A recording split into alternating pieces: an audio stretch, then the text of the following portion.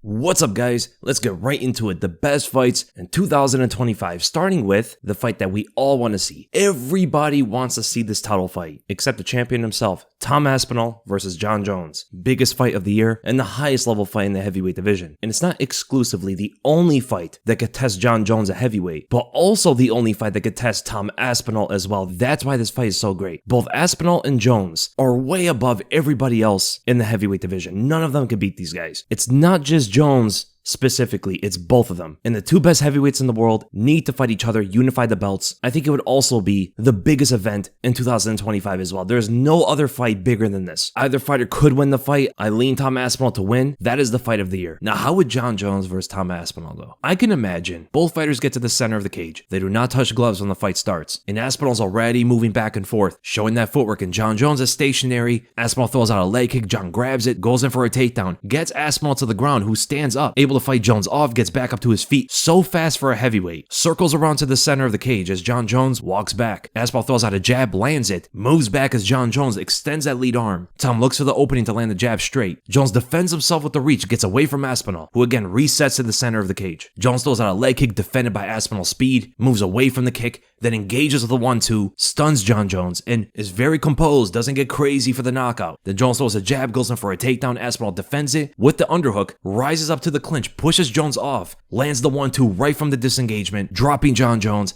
and finish him with ground and pound. Tom Aspinall is the new undisputed heavyweight champion, defeated the greatest of all time. Jones congratulates him, and Dana makes an excuse why Jones lost. Listen, guys, Jones has been fighting for a long time, and he's just not the same fighter anymore. It was my fan fiction, I guess, of the Tom Aspinall and Jon Jones fight, but that is how I imagine the fight going down. That's why I think Aspinall wins. I think he stuffs the takedowns. And off of the disengagements, fighters don't usually throw punches at Jones right from there, but Tom is very fast to engage with his combinations. Or that first takedown from Jon Jones actually wins him the fight or something. I don't know. But I would imagine Tom defends it or gets back up to his feet. If Dominic Reyes can do it, I'm sure Tom Aspinall could as well. I know I said the same thing about Ciryl Gane, but Tom Aspinall is a grappler first before a striker. So I can imagine him getting back up to his feet. If Dominic Reyes can, Tom Aspinall's a better grappler than Dominic Reyes. He's bigger and stronger than him too, and just as fast, if not even faster. So he has every skill to get back up to his feet if Jon Jones takes him down. And crazy enough, we go from that to the winner fighting Alex Pereira. This is a potential fight that can also be one of the biggest of the year as well. The heavyweight division can have some of the biggest fights of the year, and specifically that could be a very big year for Tom Aspinall. Imagine going from fighting the greatest fighter of all time, Jon Jones, into fighting Alex Pereira in his next fight. And if he beats both of these guys, he is already one of the greatest heavyweights of all time. And he could do both of those in the same year. Now, I do think he'll beat Alex. Jones will be a much tougher fight, but it's not only for the heavyweight champion, but Alex Pereira would also have a chance to become the first ever 3-division champion, establishing himself as one of the greatest in the sport as well. Winning the heavyweight title will be more difficult than anything he's ever done in his combat sports career. That includes kickboxing and MMA. Beating either Jones or Aspinall is such a tall task for someone with the one-dimensional skills of Alex Pereira. He's just a striker, right? He's getting better with his grappling, but going from where he's at his grappling level to stopping Jon Jones and Tom Aspinall's takedowns is a massive jump. And if he can do that, if he can beat whoever that heavyweight champion is, Alex Pereira has to be regarded as one of the greatest fighters to ever do it. But that will require for Alex to beat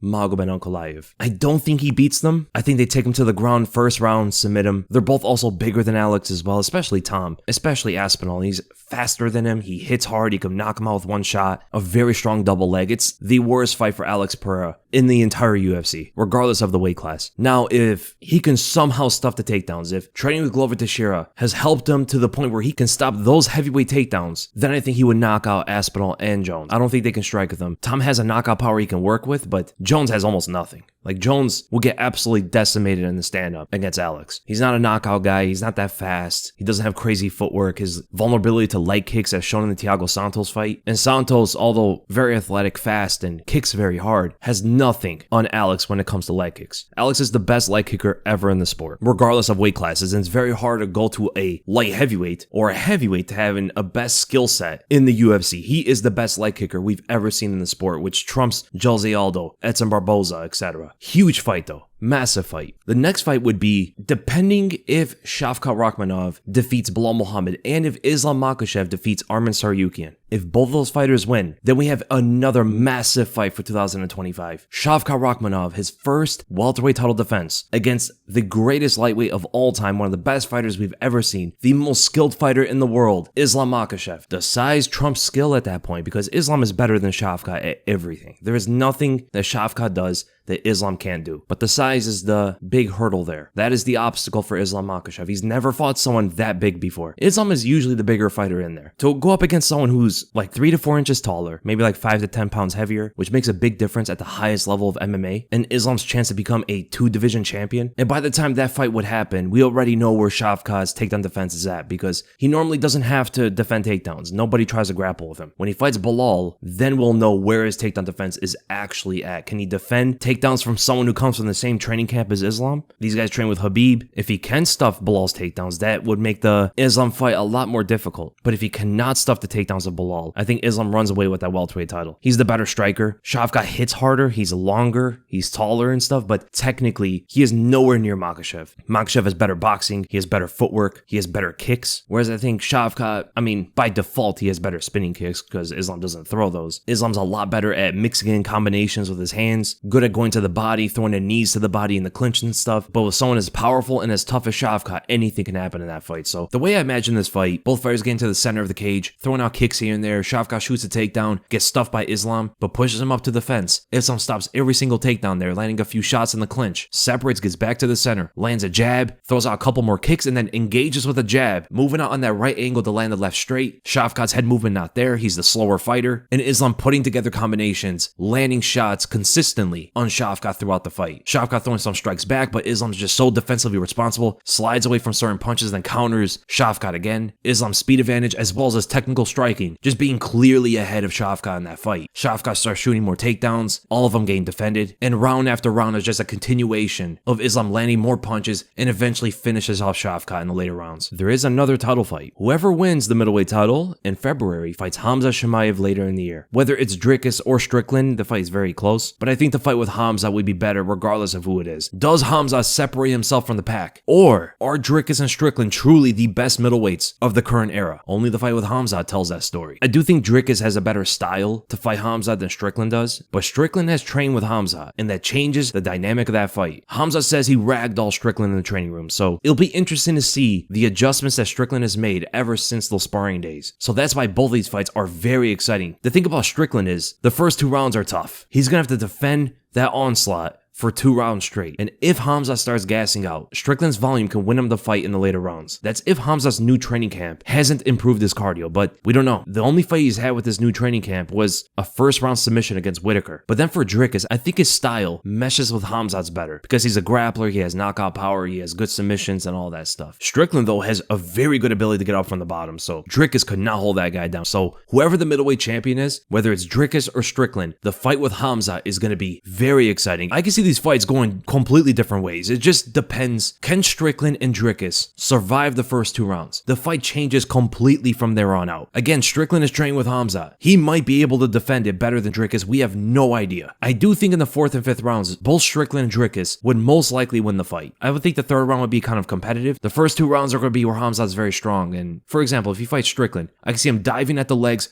right away in the beginning of the fight, takes him down, gets his back. From there, I don't know. I don't know if Strickland could defend the rear naked choke. He's shown very good grappling defense before. And if he does, I could see him defending it, defending the hooks, grabbing onto the hand, just surviving for the first round, then starting to stuff takedowns in the second round, and then starts building after that, winning the fight in the later rounds. Or I could see Khamzat submitting him in the first or second rounds. And that's the same dynamic with the Dricus fight as well, except Dricus is just stronger, right? He's more of a grappler than Strickland is. Even with Dricus, Khamzat would have some chances in the stand-up, but not as much against Strickland. I think Strickland would be a much better striker against Khamzat than Dricus would be. But Dricus will be arguably a better grappler, so I don't know. That's why whoever the champion is, fighting Khamzat is one of the best fights in 2025. And then another title fight would be the rematch between Alexandre Pantoja and Deiveson Figueiredo. And it's the only fight I really want to see with Pantoja right now. The only fight that's currently in the UFC that has beaten him. Deiveson Figueiredo. He would have to come down to flyweight again, which he said he would do. He just lost to Petr.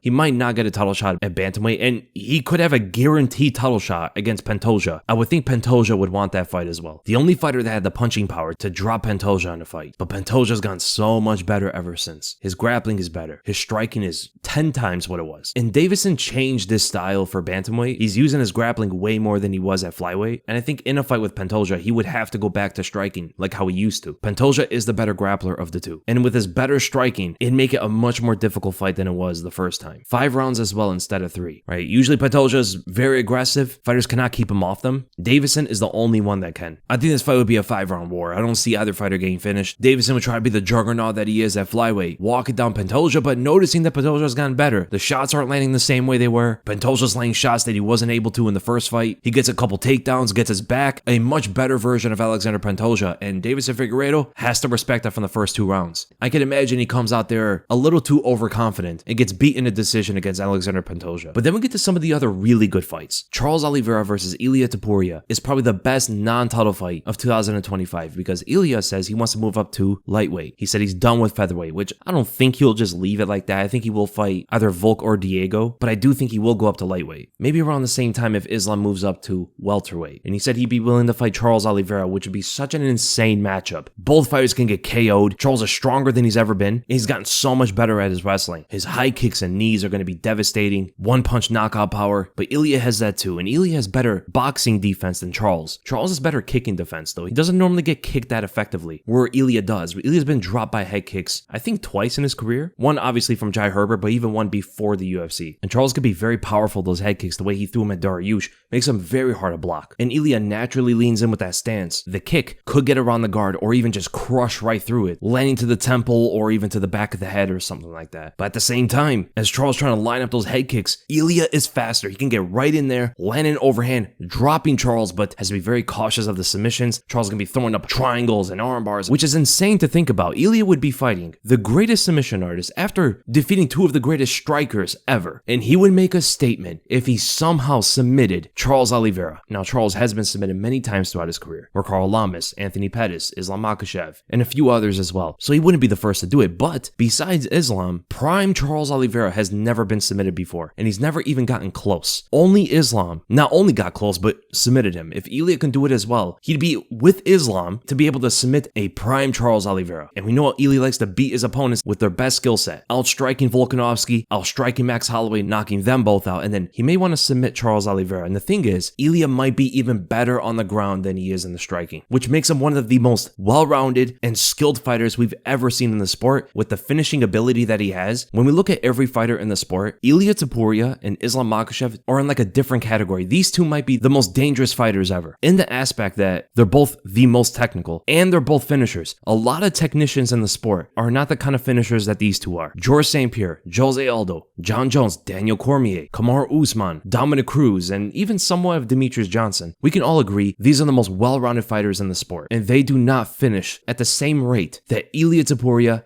and Islam Makhachev do. And these two are on a similar skill level, if not even above them when it comes to technique. It's very rare in the sport when we have the highest level of technicians also be the best finishers at the same time. Very rare for that. And a fight between them two would be insane, but I don't think they're going to fight each other this year. I think if Ilia and Islam keep winning, we'll see that super fight next year after they build themselves up even more. Let's say if Ilia defends his belt again, either against Diego or against Volk. I think he beats both of them. And then after, Ilia goes and fights Charles Oliveira in one of the fights of the year. Let's say he defeats him too, submits him. He wins by the most insane way against Charles. He takes him down, submits him with like an armbar or something. Crazy build up. For the next year, that'll be Ilia Topuria's 2025. Let's say for Islam, he beats Arman, good fight, but gets a solid win. Goes up to welterweight, he fights Shavkat and beats him as well. That's Makhachev's 2025, which will build up for the legendary super fight in 2026, the best fight in UFC history, Islam Makhachev versus Ilia Topuria for the lightweight title, in a fight that I would think would be the hardest fight in Islam's entire career. I can imagine both fighters get to the center of the cage and Charles Oliveira throws the first strike, maybe a flying knee or a jab or something like that, just to establish dominance in the center of the cage first. Now that first shot could land and stun Ilia Topuria, very similar to the flying knee that Jai Herbert knocked Topuria's mouthpiece out with. And from there, Charles starts to pressure, extends his lead hand out there to measure distance, right hand guarding his head, as Topuria is backing up, looking for an opening for his right overhand. Charles shoots out the right straight as Topuria slips on the outside of it and launches that right overhand, missing by a millimeter as they both reset to the center of the cage. The danger of Topuria has settled in. Charles cannot be reckless. This isn't just a featherweight. Ilia can land one shot and end this fight. A few jabs from both fighters. Charles throws out a leg kick, pressures Topuria back to the fence again, goes in for a takedown which Topuria defends, circles out and reverses the position on Charles, unloads with combinations, drops him, gets away from the ground as Charles tries to welcome him to the guard. Charles stands up, Ilia throws another combination, left hook to an overhand, and Charles meets him in that exchange, dropping Topuria, goes to the ground, almost gets a submission at the end of the round. Next round starts, they get into another collision, Topuria lands a huge shot, flush right hand to the jaw, knocks out Charles Oliveira. Ilia celebrating in front of the roaring crowd and calls out the lightweight champion on the mic. That'd be so insane, and even if it doesn't go exactly like that,